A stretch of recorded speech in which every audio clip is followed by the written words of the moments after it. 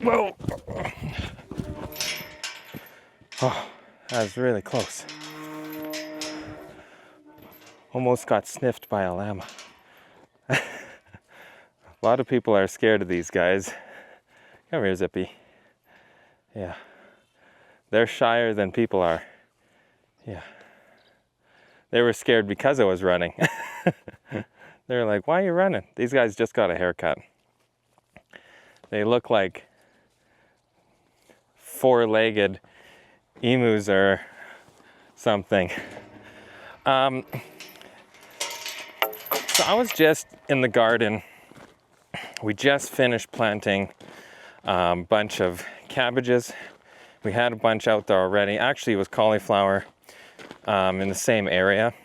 We put in several hundred heads of lettuce today.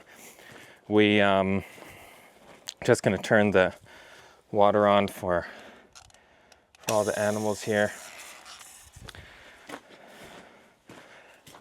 And I was walking back and I was just thinking, because a lot of people have such a tremendous amount of fear about moving to the country, about the final events, about the tribulation, the time of trouble, all of these things. And rightly so. I mean, the Bible describes it as a time of trouble such as never was since there was a nation. And there's been a lot of bad times in society, and if this is worse than anything there ever has been, the Civil War, World War I, World War II, the Crimean War, any of these other wars or times of devastation of a lot of the different countries and things, that's fearful. That's scary. And people wonder, what am I able to do? You know, some people are frozen with fear because of it. They don't really know what are my options. Don't even know how to prepare or where to start. And these, I've been reading some of your guys' comments after the last Final Countdown live stream Bible study.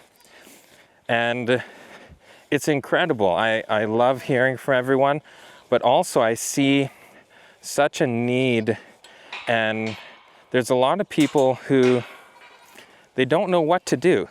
Just have to crawl under here. They have no idea what to do, where to go, what's the first thing about country living. I mean, and not even, okay, let's back up before country living. What to do in general. Like, if this time is going to be so terrible, is there even a way to prepare? Is there even anything that can be done? Hi, babies. Hi, babies. And this is a very important question. A lot of people don't know even where to begin.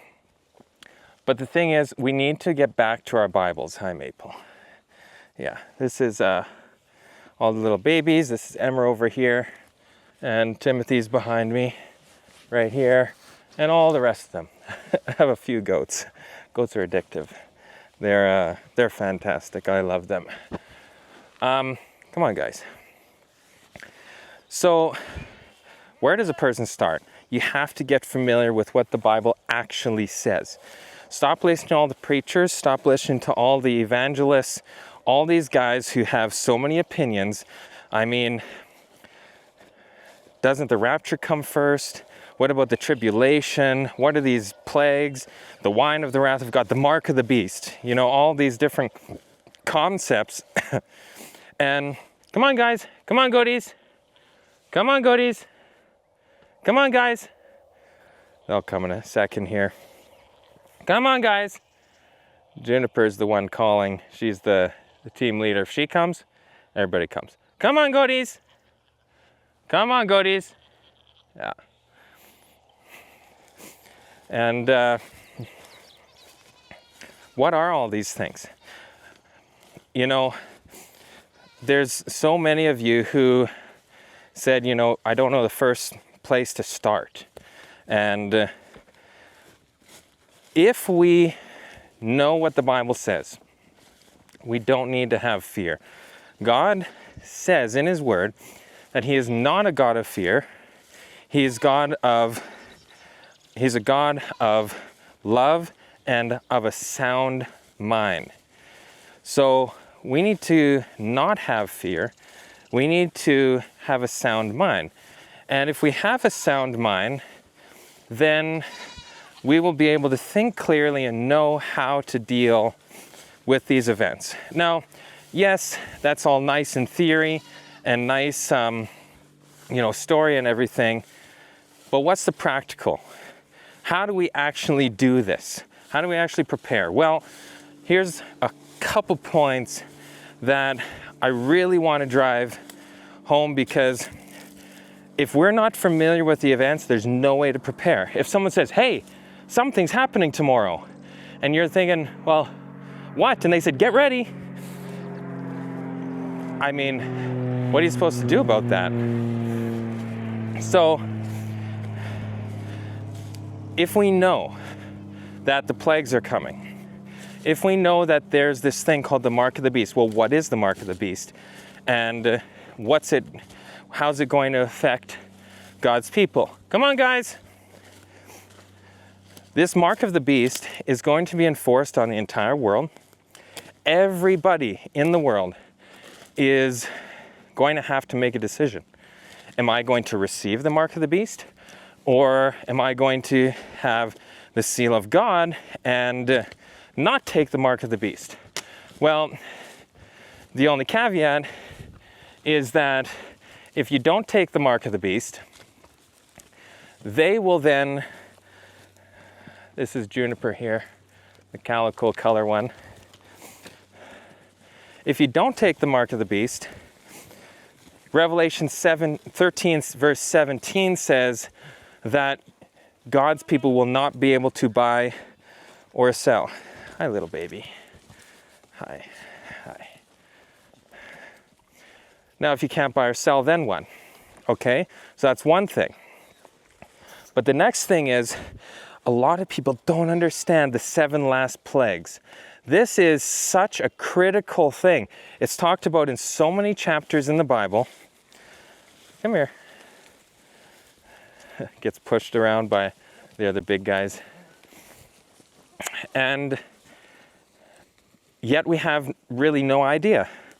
Many people just think, oh, you know, it says that the water is going to turn red, like blood, and there's going to be all these, disasters, but it's not really tangible. It's not really properly understood and explained how the sequence is going to be.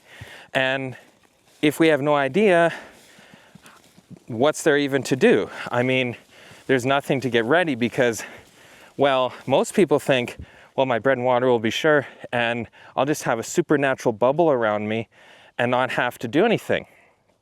But that's not the case, because the Bible says that God's people will actually be on the earth during this time that most people refer to as the tribulation. But God's people are here, which is a very different narrative than a lot of people have. So if we're here, is there anything we can do to avoid it? Well, you have to understand the plagues in order to understand how can you avoid the plagues falling on you. Definitely don't want to sit there. I was going to have a seat right there on the log, and there's some ants eating it, so I'll find another chair.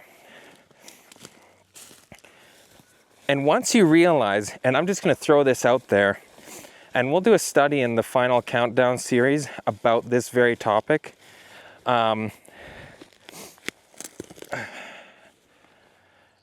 plagues are not just these strange supernatural occurrences. The plagues are actually a series of wars that are going to happen on the world. And I know this is maybe a totally different idea than some of you have heard before. War? What? How could this be a war? That's, this is crazy. Well, if we go to Revelation chapter 9, there's these trumpets, 7 trumpets. And if we go through the succession of these trumpets, these 7 trumpets were 7 wars. And then if you go to Revelation 9, verse 20 and 21, it says something very fascinating. It says that these trumpets are plagues. Okay, so now when you go to Revelation 16, about the 7 last plagues, and you might be wondering, well, why is it called 7 last plagues? Was there 7 first plagues? And the answer is yes. It's actually yes. Revelation 8 and 9 is talking about these trumpets, and the Bible refers to them as 7 plagues. So now we have our defining factor of what the 7 last plagues are, because if the 7 first plagues were wars and effects of the wars, then Revelation 16 now becomes effects of these last wars. And then there's one final war called the Battle of Armageddon. Now, this is very fascinating because Albert Pike, 33-degree Freemason, he wrote the book Morals and Dogma. He has a letter that he sent, and it talks in there about the 3 world wars. The first 2 are exactly what he said. Sorry, there's a couple mosquitoes here. I'm kind of in the bush and it's getting dusk. They should go away hopefully soon. And then the 3rd World War, he talked about this would be to get rid of all the Muslim nations. This would also turn the whole world, and they will believe that it's Christian, but what they're actually doing is worshiping Satan. So this is the incredible deception of the last days, that at the end of the story, they want Satan worshipped above all else. Satan wants himself worshipped. I mean, that's what he wanted from the beginning. And so I hear a bunch of people screaming over there. They were just, I don't know if you heard that, doing the cabbages, and now they're turning on the irrigation, so I'm assuming someone got sprayed with water.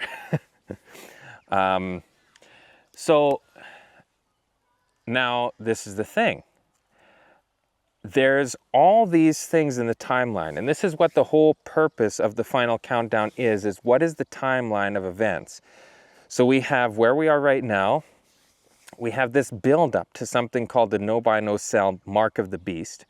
Then we have the plagues that are going to fall. We have deceptions where Satan is literally going to be appearing as Christ to try and deceive people. Now, when are all these things going to happen? When are these wars going to start? What is leading up to these wars? What is triggering them? These are all really important questions. But let's get back to the point that I started with. And this was, people just don't know where to start. It can be really scary when you don't know where to go. The unknown is the most scary part in everything. I mean, if you know the outcome, it's not so scary. But if you have no idea, this is where the fear comes in. And we don't have to fear. Why? Because God gave us the playbook. He gave us the book of Revelation. It's not this secret book. Revelation literally means the revealing. So what do? Okay, step by step, because we can go into a long conversation about what are all the events that are going to happen and everything like this. And so if you just come with me on an assumption here that what I'm saying is 100% true and correct, and that the outline and timeline is exactly what I say now. The next thing we're going to see is no buy, no sell. okay? There's going to be a couple stages leading up to that, but that's the next big event, and the mark of the beast is coming. And they're going to say to everyone, first it's going to be nationally, and then it's going to spread and it's going to become global. So they're going to enforce this mark of the beast, and the mark of the beast is to do with worship and worshiping and changing God's law. And if you do not, you will not be able to buy or sell. Okay, well, that's the first thing. This is very clear now. Now we have a little bit of something to point to for us to prepare for. So if we can't buy or sell, what do we do? Come here, goaties. Come on. Come here, guys. They're crying over there. Come here, babies. Come here, babies. Yeah, now they're coming. They're running over. So if you can't buy or sell, you need food. You need clothing. You need tools. You need to be able to grow your own food. I mean, this is going to be a time that is different than anything else. Think of the Waldenses. Now, the Waldensians lived in the mountains. They grew their own food. They were in secluded places. And this is what protected them from the first, if I could put it, the first mark of the beast. When there was actually death decree going around if they did not take the mark of the beast, if they did not worship. And so we need to be thinking, okay, I need to get in the country. I need to get, some land so I can grow. I need to learn these skills. I need to start getting some tools. And this is the place to start. Knowledge is everything. There's 1,000 YouTube videos. Some of them are great. Some of them are terrible. But we need to start practicing. And the more you practice and the more you fail, the more you will find out what is good and what is not. But I really recommend that in order to skip time and basically have like a time machine, you need to talk to people who know what they're talking about. You need to find people who are doing this already. And the one thing that we're doing here at Amazing Discoveries is exactly that. We're trying to show people what to do and how to prepare. How can you build your homestead? How can you grow food? How can you get ready for all these events that are so fearful to a lot of people? That's why we have a farm apprenticeship program. If you want to learn these skills, come here. I'm inviting you personally. Come here to Amazing Discoveries. And like I said, we're growing things right now. Things are going in the ground. And this is valuable, super valuable information. And we're in Canada. We're in, colder area. And so a lot of people think, oh, how can you grow enough food? All this. We put in wheat. I put in 2 acres of wheat just this past week. We are growing, all the staples like carrots and turnips and beets and potatoes and onions and peas and beans, lettuce and kale and all of these different things. Tomatoes, peppers, all of this. Being able to know how much area it takes to grow, this is another thing. I mean, this area I'm in right now, just the forest here, where we have the goats at the moment, they've been clearing all the brush. You can see how nice and clean it is. I couldn't see the trees through there before. But that's one thing that I really think is amazing is using animals to do your work. This is like a top secret tip. Whatever you need done, find something to do it. Find an animal you like. I'm partial to goats over sheep. Some people like sheep over goats. Goats are browsers, so they'll eat the grass. They do a great job on the grass. But they will also eat a lot of trees and bushes, roses, rose bushes, thistles, things like that. Same with the llamas. The llamas do great on taking out thistles and things like that. So, in rose bushes. Get the animals to do your work.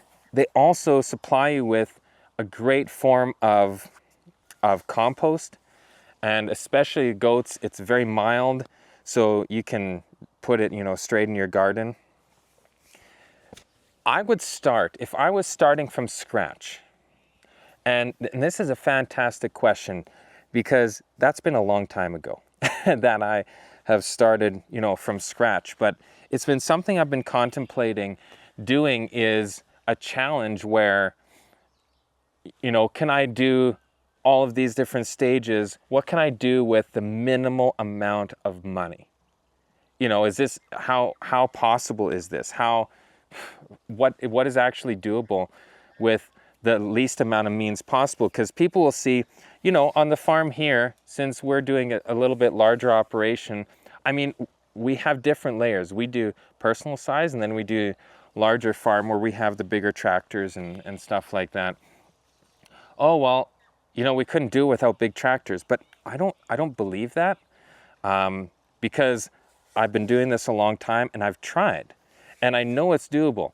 The only thing is you're going to need some way to break up the ground initially, and maybe that's with a tractor. Maybe you can rent one. Maybe you can get a neighbor to come and do the initial, or with animals, all these different things. There's a lot of methods. You can use tarping, but you need a way to get into the ground.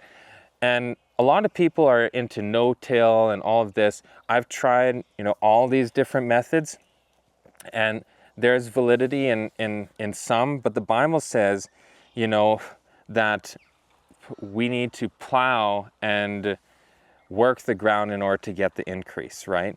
And that doesn't mean taking your rototiller and just, pulverizing the soil. That's not what I'm talking about. So don't take me out of context, because back when the Bible was talking about this, what was the form of tillage?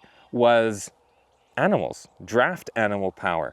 And the way that you till with draft animals is so different than you would with like a rototiller or something like this. This year, we practically, on probably at least 90% of the garden, we didn't use a tiller at all. We have a stone crusher, so we did crush some of the beds, but the main form of tillage that we used was a disc, which we did some with the animals. We did harrows. I even did some of the area for the flax with the working steers. So I did it with as minimal use as necessary. If you guys think it would be interesting for me to actually, do a challenge, or like we would need support in order to do something like this, because this would be quite the extensive, you could almost make a documentary out of this, just following, step by step, the whole process. If this would be interesting, let us know. But if I was starting from scratch, I would not worry about, getting a ton of things in the ground the first year. That wouldn't be my goal. I would probably, depending on your soil area, if your soil is absolutely incredible, then that might be different. But I would mow down the grass if there's no garden. I would mow the grass and I'd tarp it, because that's going to be your easiest way to kill the weeds and loosen up some of the soil.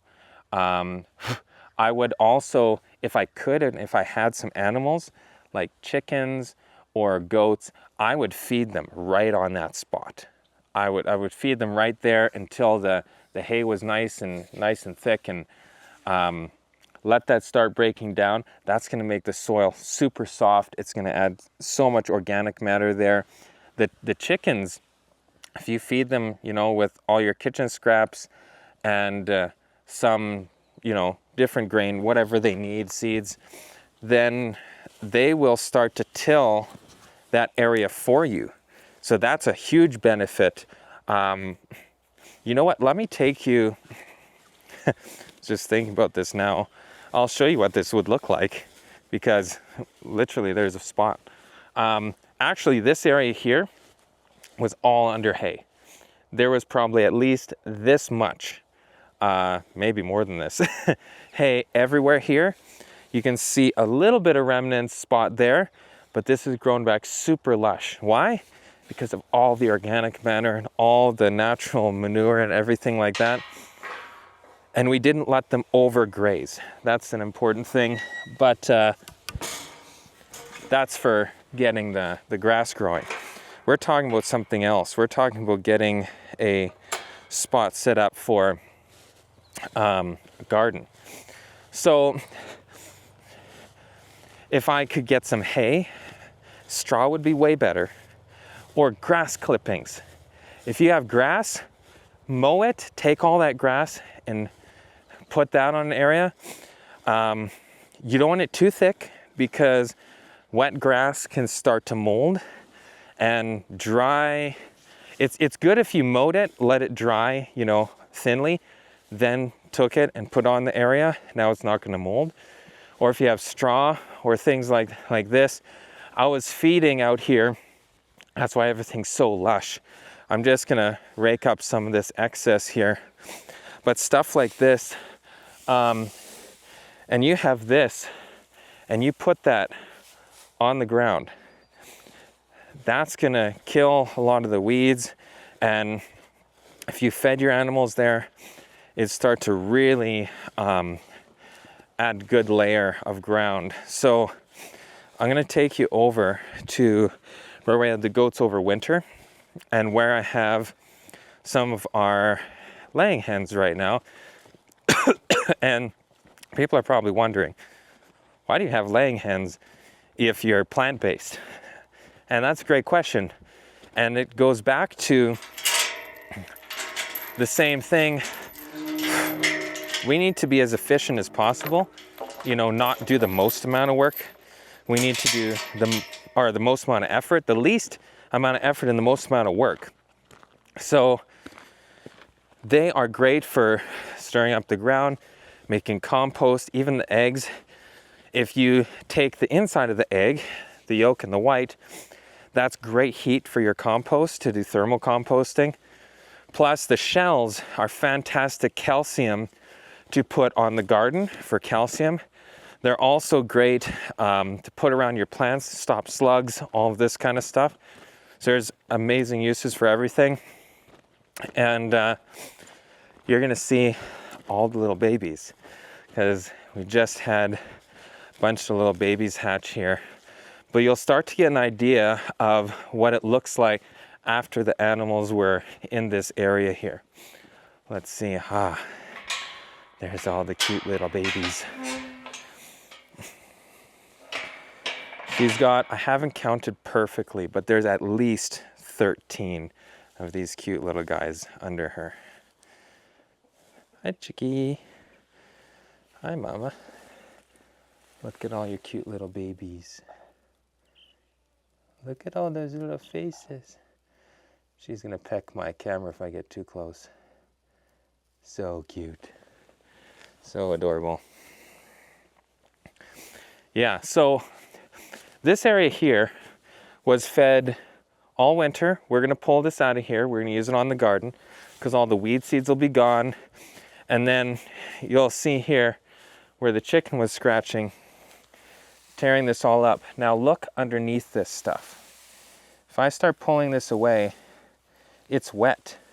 You know what, it stays wet under here, and it's a great medium for planting into.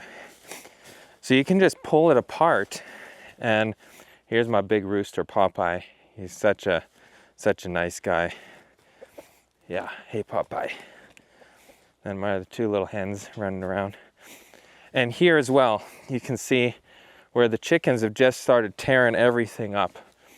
And if we take a look right here, this is such good stuff. It's breaking down. The chickens are stirring it. And underneath this, the ground, let's see if I can point my camera. All the goat manure and everything else is softening that ground because it's staying moist. The earthworms are working, everything else. And look, if I tried to weed this first, it'd be a disaster. Now what you can do is, instead of trying to plant everything at once, we have all sorts of stuff in here. It's hard to see on the camera. I'm having a tough time pointing it, but just make strips in here. If you planted some oats, if you planted peas, go to a feed store, animal feed store, and get some pea seed, get oat seed. It's super cheap for like a 50-pound bag. And then put that in there. Let that grow. That's gonna break up your soil. I would get turnips, purple top turnips, okay? Get purple top turnips, maybe some daikon radish. A lot of those are hybrids. I don't like using hybrids, but purple top turnip, plant purple top turnip. That's gonna drill into the ground and it's gonna break it up. And I have some tillage radish that is open pollinated. You can put beets. You can, like, it doesn't have to be super specific. Do that. Put the purple top turnips in there, let them grow, and just leave them there. Let them break down. Let the chickens go and tear them up. Let your animals go and eat them and tear them up. Now you've worked your soil already, and there's air and the microbes and everything are growing. And now next year, when you go and work that ground to actually put something in it, it's not going to be as hard as a rock. It's not going to have all the weeds because you covered it. Ground does not want to be naked. It wants to be covered. So if you can cover it, then it's going to be extremely happy. Yeah, so these are some things that I would do. Fencing is really important. You want to fence first. And if you're in the city and you don't know where to start and you don't have a place to do this, start in some pots. I mean, I don't love pots because compared to the real soil, pots can be actually really tricky. So I don't want to give anybody bad experiences because sometimes you can overwater easy, you can underwater easy, you can make it there's not enough, compost, and that can get expensive if you're buying a ton of compost, all these kinds of things. But there's certain things that grow great in pots. You can do tomatoes in pots, obviously. You can even do wheat. That would be something I would totally recommend that people start with, because that's something they are very scared of, and there's no need to be. It's so easy, like literally on the grass here. If I worked up a tiny bit of this grass, even 3 feet by 3 feet, if I had a little box that I made and was able to cover the ground, just kill off everything.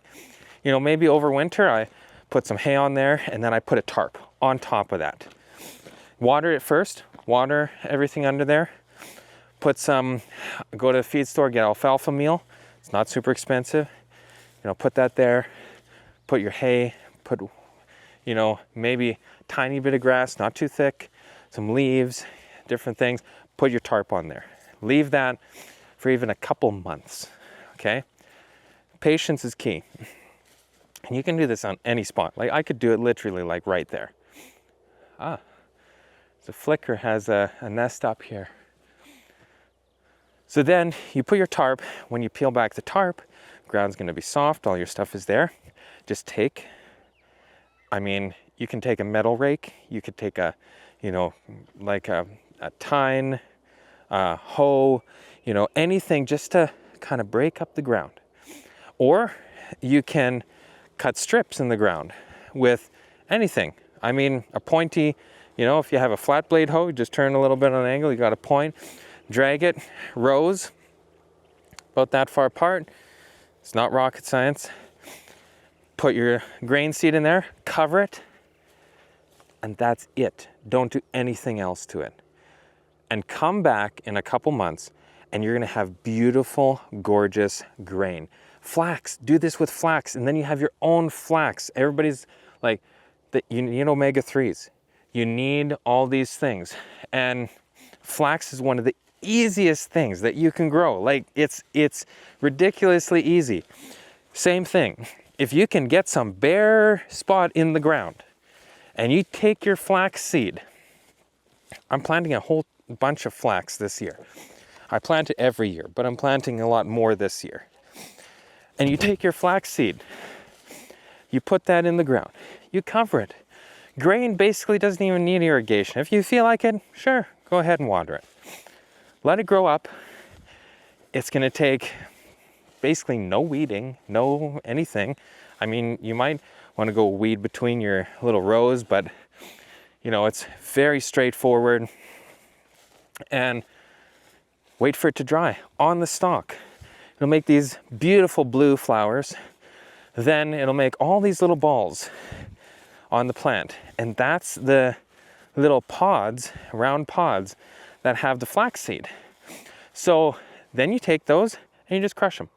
I mean, you can put them in a bucket, like literally just like pull your hand, strip them all off there, put in a bucket, you know, smash it around, step on it, you know, use a piece of wood, use your hands, doesn't matter, anything.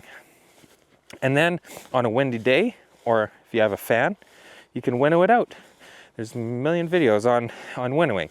I'll be doing one later this year when we're harvesting our flax. And now you have the most gorgeous, beautiful flax, homegrown. And you're gonna taste the difference. It's like you can taste the nutrients in that. It's just incredible. Make sure you're not planting roasted flax or ground flax. That's not gonna grow. Some places sell flax seed for seed, but you can basically take any flax and just put it in the ground and it's gonna grow. It's that easy. It's not rocket science. So these are great things to start because they're easy. They're not hard to do. Potatoes. I mean, if you want to do a tiny little area of potatoes, literally like put them on the ground. And let's say you don't even have anything to dig into the ground. That's okay. Like I said, you leave that tarp there, stir up the ground a little bit, whatever you can, however you can. And then lay your potatoes out. Cut them, lay them on the ground. Then what you're gonna do is you're gonna take some straw and you're gonna cover your potatoes. And you can water that. It should, once you water it once, it should stay moist. You can check, lift up, you'll see. But that'll have moisture in it and it'll start growing. The plants will shoot up through the hay. If you want, you can add some more hay because you don't want the potatoes seeing the sunlight. So you want to make sure they never see the sun. You add more hay, you're going to see flowers on these potatoes. And that's a sign that you're making new baby potatoes. So I'm just going to check the boys and Stella, the milk cow here. And I will get back to the milk cow in a second. Boys! Wow, they must be a long ways away right now. I thought they'd be right over here. Boys! Cows! Come here, boys! Yeah, I don't see them. They must be around the corner. So, after that, your flowers are gonna die. And then your potatoes in there are getting bigger. And if you really want to take this top notch, put some alfalfa meal underneath on the ground. Kind of stir that in the ground before you put your potatoes. And then you can get some kelp. Do a tiny bit of kelp dusted on there. And if you want to get super fancy, get some borax, like literally the laundry borax. You know, the cardboard box. And you put a tablespoon These are all rough measurements. Tablespoon per like 100 square feet. You know, teaspoon to a tablespoon per 100 square feet. And that's enough. That adds boron into your soil. Elemental boron. That's basically all that borax is. So you do that. This is a field that we'll be cutting for hay later this year. Things are starting to grow up. It's really nice. And once your plants die, don't panic. That's exactly what you want to happen with your potatoes. When your plants die, there they are. Boys! Hey, boys! Hi, boys! All their heads turned. Now they can hear me. They couldn't hear me around the hill there. Once your plants die, and they're totally dead, you can even, depending where you are, maybe it'll frost first, maybe whatever. Now, grab your plant, it's dead, and pull it up. And you're gonna see all the potatoes. And you can do this on a tiny little area. Even if you go and, buy just a few potatoes, one little bag, just to test. And you're not gonna have to weed it because it's covered in straw. And, buying a little bale of straw just to test is not super expensive. You wouldn't want to do a whole field buying square bales of straw. But maybe if you could grow the hay, different story. But that's a little bit later down the road. Wow, this stuff is growing up super nice. Look how tall this is. It's up to my knees. Hey, boys. Hi, Stella. And, start practicing. Start watching, we have videos on How to Country YouTube channel. Watch all those. Join for the final countdown studies. That's a great way to see what's happening in the Bible. And we're talking about a lot of details there on how to do things. Don't want to get in water here. This is a lower area I'm going through right now.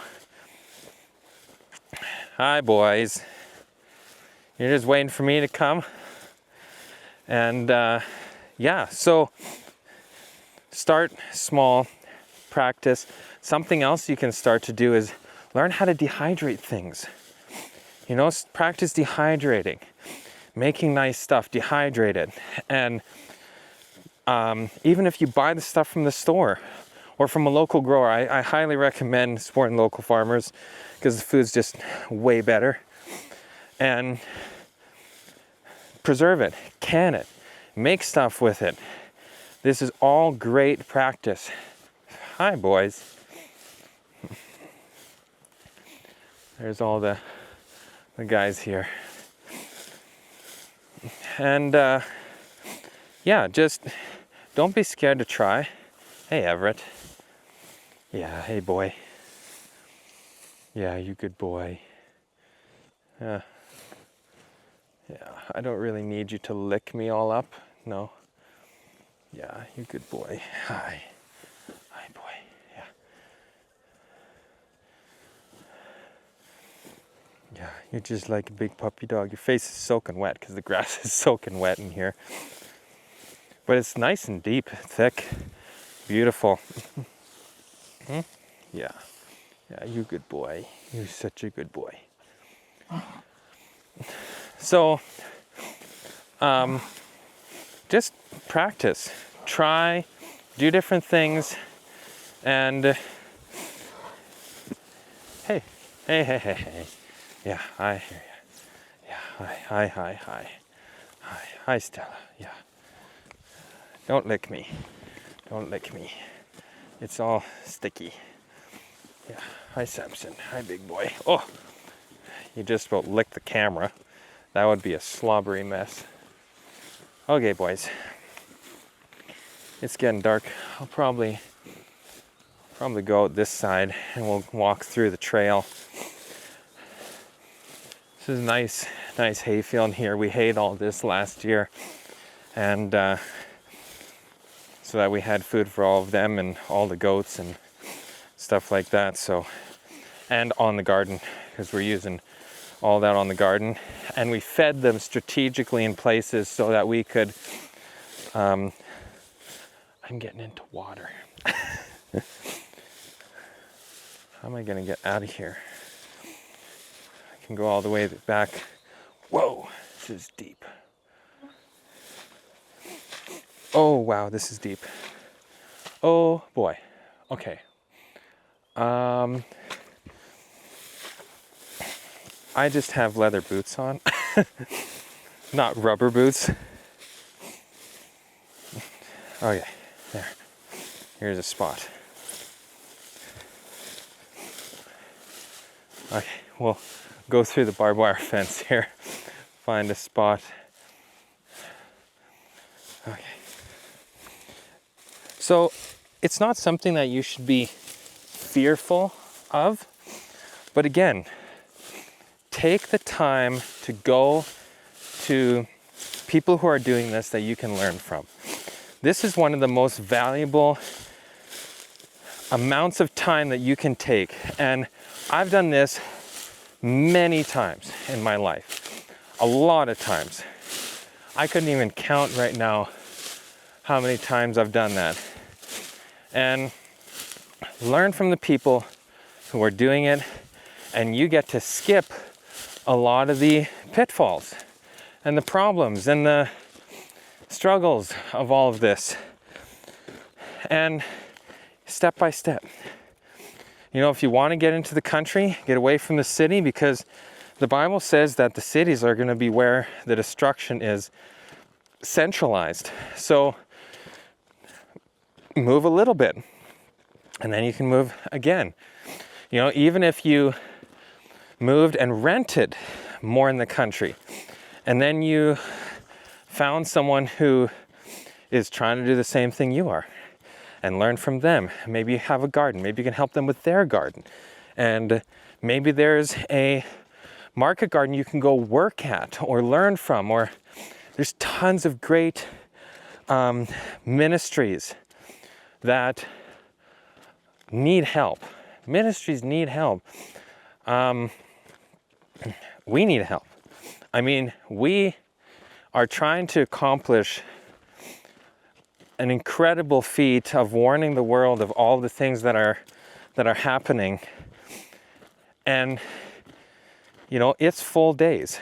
Like, the sun's going down now, and you know, we just finished, before I started, you know, the video on the farm, and you know, we're up early and we're doing the studies, we're doing, you know, we have tons of articles we're working on, books, and all of our videos, all these things all the time, because we really feel that time is short and we can't hesitate, because the final movements, they will be rapid ones.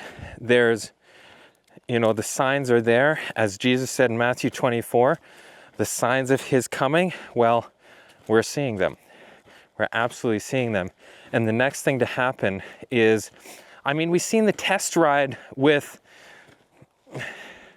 this pandemic, right? We've seen the test run, and people are not allowed to do certain things if they did not do certain things. And that's going to be the case again, except it's going to be the mark of the beast, and you're not going to be able to buy or sell. So if you can't buy or sell, you need to be able to grow your own food. This is a reality that we're all going to have to face, just like Noah in the flood, and just like Joseph and the 7 years of famine. All of this, these are 1 Corinthians 10:11 says that these are examples for us at the end of the world, right? And we need to be heeding this. But I don't want anybody to fear and feel that they're doomed. They can't do it. It's too late. None of this. This is absolutely not true. This is Satan trying to convince people with fear to not be obedient to what God is warning about. If the no buy, no sell's not here, then there's time. There's time for you to make changes. There's time for you to learn. There's time for you to do these things. And we're doing our best. We're putting together some things that are going to come in the next couple months that I feel are going to be really, really powerful to aiding those who want to prepare to do that. And, you know, God's really blessed in the property here that we can bring people, we can teach people, and we're trying to give that back because, you know, God is going to require those who have much knowledge, and much is required.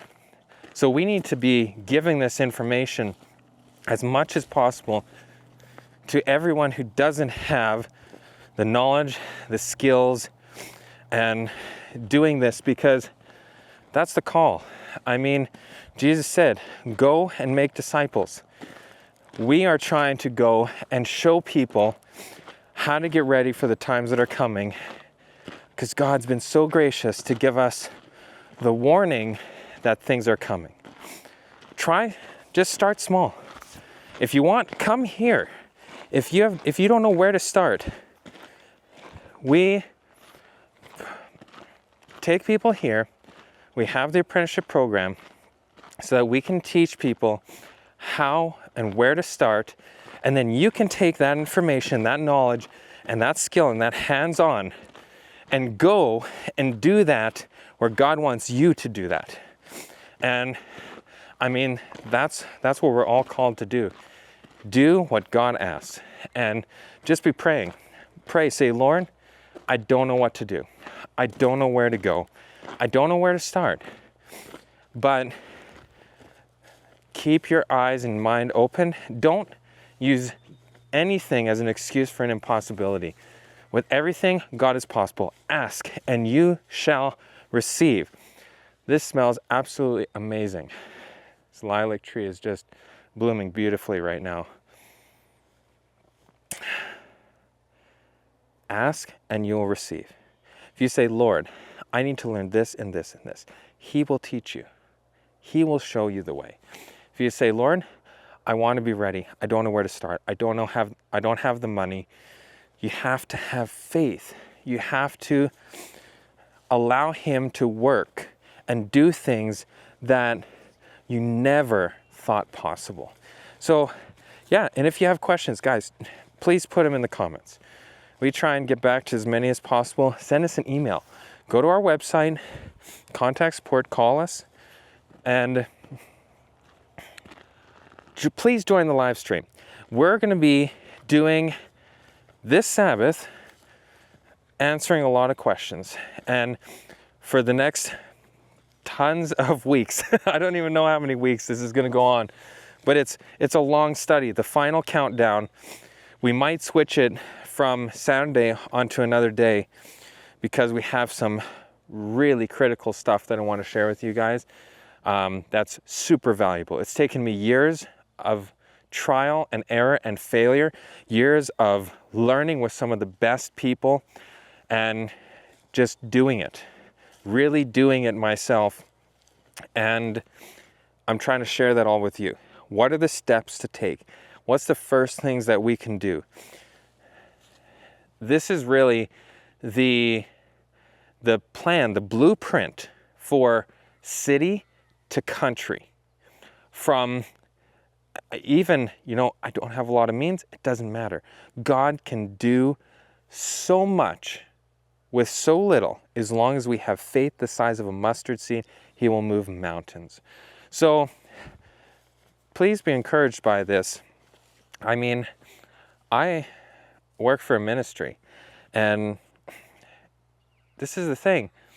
People think, oh, I need to make tons of money. I need to do this. No, what you need to do is you need to be obedient, and God will do the rest. He will put you in a place. Now, don't be foolish. Don't be foolish with your money, but be obedient. Do what He's asking you to do. Move when He asks you to move, and fulfill the obligations when he puts them in front of you, and he will act, and he will steer the ship. All you have to do is start rowing, and he will do the steering. And yeah, please join us on the live streams. Go to finalcountdown.amazingdiscoveries.org, finalcountdown.amazingdiscoveries.org. And please sign up for the newsletter, because then you'll get all the study notes, you'll get all the quotes, the Bible verses and all that beforehand. And then you can follow along with the study. And yes, a lot of times we go off script because we get so many questions and we're actually trying to answer you. I mean, this is something that basically no one else does, is literally answer your questions as they're coming in, which I find super helpful, because when I was learning and I can ask questions and have someone actually respond, that's a huge thing. And, you know, we're trying to help as many people as possible. We're putting courses together that people can take. We're trying to gather a lot of the tools that I've found are some of the best and the most productive in growing, homesteading, all of these things. There's a lot of scams out there, and we're trying to gather these all so that we can have them to offer, so everybody knows, okay, this is actually something that's going to work, because there's actually someone doing this who's actually using this tool.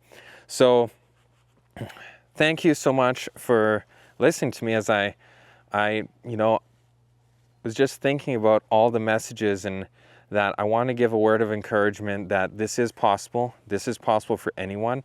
God doesn't ask anything that is impossible for us. So thank you. God bless. Have faith, have strength. This is a message from me to you. There's times when I have felt that, how can I move forward? I don't know what to do. Had all these same questions. So take encouragement. God is with you. He will guide you. God bless, and we'll see you in the Final Countdown live studies. Bye for now.